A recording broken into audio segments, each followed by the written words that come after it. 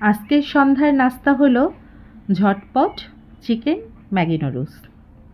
তো এই ম্যাগি নুডলসটা রান্নার জন্য যে উপকরণগুলো লাগবে সেগুলো হলো পেঁয়াজ কুচি, মাংস কুচি, গাজর কুচি, বাঁধাকপি কুচি, আদা রসুন কুচি, কাঁচামরিচ এবং ক্যাপসিকাম।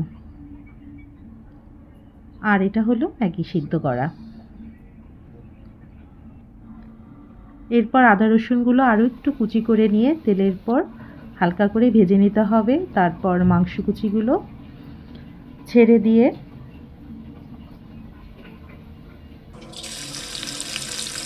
হালকা করে ভেজে নিতে হবে।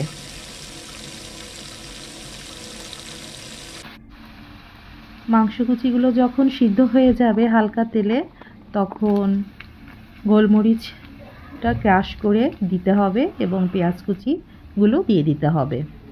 তারপর একে একে বাঁধাকপি দিয়ে নাড়াচাড়া করে নিতে হবে। এগুলো সিদ্ধ না করলেও চলবে, এগুলো হালকা আঁচে ভেজে নিলে সফট হয়ে যাবে।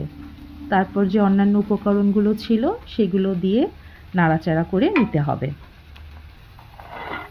এগুলো হালকা ভাজি হয়ে গেলে অল্প কিছু মটরশুঁটি দিয়ে দিতে হবে। তারপর ম্যাগির যে 2 প্যাকেট মশলাগুলো ছিল সেগুলো দিয়ে নিলাম। এরপর সিদ্ধ করা নুডলস দিয়ে দিয়ে নাড়াচাড়া করে নিতে হবে। তার উপর একটু টমেটো সস দিয়ে নিলাম। এই তো হয়ে গেল সন্ধ্যার গরম গরম ঝটপট চিকেন ম্যাগি নুডলস।